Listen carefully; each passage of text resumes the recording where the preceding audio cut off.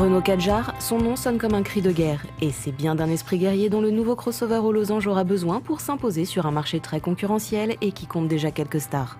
À commencer par le Nissan Qashqai, dont il partage la plateforme. On ne change pas une équipe qui gagne, le style du Kadjar répond en tout point à celui initié par la Clio 4, mais aussi par l'espace. En clair, c'est un Captur XXL. Le Kadjar est doté d'une identité lumineuse reconnaissable au premier regard, baptisée C-Shape par Renault. Des LED forment un C autour des projecteurs qui peuvent être full LED en option. À l'arrière, des épaules musclées lui donnent de l'assise. Les feux arrière à effet 3D semblent affirmer que le crossover Renault n'a pas fait l'impasse sur les technologies embarquées. Globalement, il en impose. Ça, c'est la clé pour rentrer dans le Kadjar. C'est un bel objet, il suffit d'appuyer sur un petit bouton. C'est parti. Une fois à bord, on la pose. On regarde, la position est plutôt bonne, le volant est agréable. Il y a des petits repose-pouces, un petit mets-plat, c'est assez sportif. Du chrome qui encercle un petit peu les aérateurs. Tout semble assez pratique, assez bien placé. Vous avez cet écran tactile Airlink 2 qui fait que y a très peu de boutons sur la planche de bord de cette voiture. Ce système Airlink 2 rassemble toutes les informations de la voiture dans un écran tactile capacitif de 7 pouces particulièrement réactif. On a également apprécié la possibilité de modifier l'ambiance du tableau de bord. Il est possible de changer la couleur et le style du compteur suivant son humeur.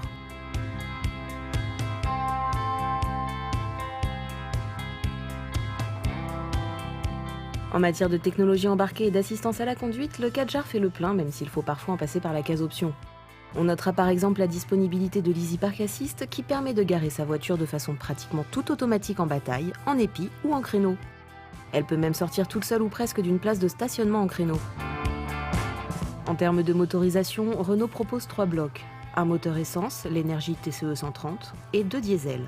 Un énergie DCI 110 qui peut recevoir au choix une boîte manuelle 6 vitesses ou une automatique à double embrayage EDC. Et enfin, l'énergie DCI 130 qui peut, comme ici, recevoir une transmission intégrale All Mode 4x4i.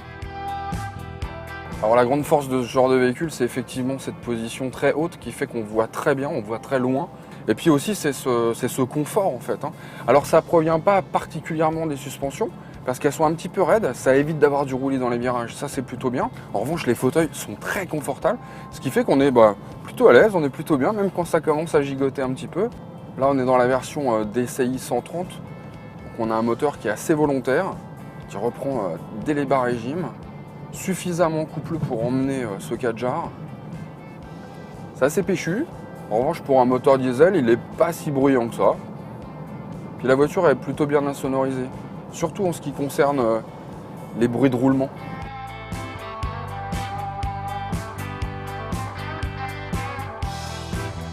Alors l'intérêt d'un crossover comme ce Kadjar, c'est évidemment la capacité de chargement du coffre et puis sa modularité. En termes de chargement, ici on a un petit peu plus de 500 litres dans cet état. Et puis il suffit de retirer la plage arrière. Hop. Et là vous vous retrouvez avec ces petites plaques, c'est ce double fond.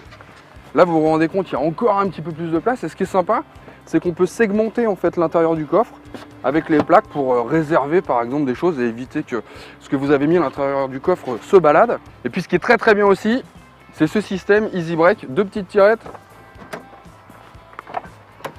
Et on a un break. Alors ça, si c'est pas simplissime.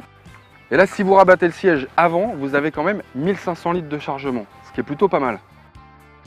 De plus, le Kadjar peut tracter jusqu'à 1,8 tonne. On peut donc l'équiper d'un attelage escamotable pour tirer une remorque ou une caravane. En ce qui concerne l'habitabilité à bord, franchement, là, j'ai réglé le fauteuil pour moi. Vous voyez, j'ai quand même pas mal d'espace au niveau des genoux. Au niveau de la tête, c'est bien aussi. Et puis surtout, il y a ce toit panoramique. Quel bonheur! Beaucoup de clarté à l'intérieur de la voiture. Et puis, on peut observer le ciel, les oiseaux, je sais pas, la tour Eiffel, l'Arc de Triomphe. Le bonheur, quoi. Il y a quelque chose qui est très intéressant aussi dans cette voiture. Ça se trouve ici. Vous avez 2 roues motrices, tout automatique, ou 4 roues motrices lock, c'est-à-dire permanente, qui permet de faire un petit peu de franchissement. Alors évidemment, pas du trail non plus. C'est parti. Ça y est, on est dans la pampa. On va faire un petit peu de franchissement, enfin ce qui s'y apparente le plus en région parisienne, c'est-à-dire une belle balade sur des chemins. Des chemins parfois un petit peu mouvementés quand même.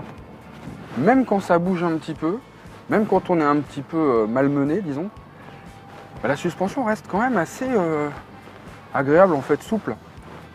Alors il ne faut pas aller trop vite, parce qu'il n'y a pas un angle d'attaque ni un angle de sortie de franchisseur pur. Donc il faut quand même y aller doucement, parce que sinon on va taper devant. La garde au sol n'est pas immense, elle est importante, mais elle n'est pas immense. Il faut aussi faire attention quand on passe dans de grosses ornières pour ne pas toucher le fond. Pour le reste, c'est vraiment, ça se conduit très facilement.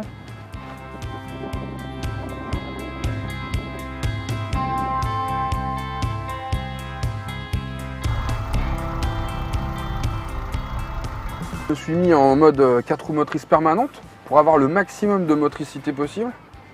Ça devrait être utile parce qu'en fait là on va passer vraiment dans une énorme flaque. Voilà, toujours appuyer sur ce bouton.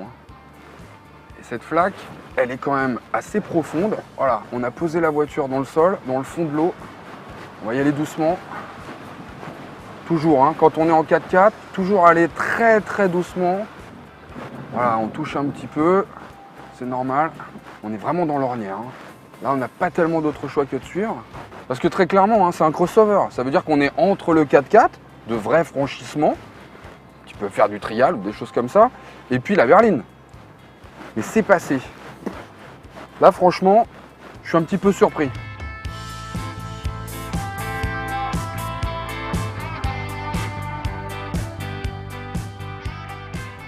Les tarifs s'échelonnent de 22 990 € à 33 800 €. Notre modèle d'essai, la version Edition One DCI 130, est proposé à 32 800 € hors option. Le Kadjar est donc globalement moins onéreux que son frère ennemi, le Qashqai. Alors, que les jeux commencent.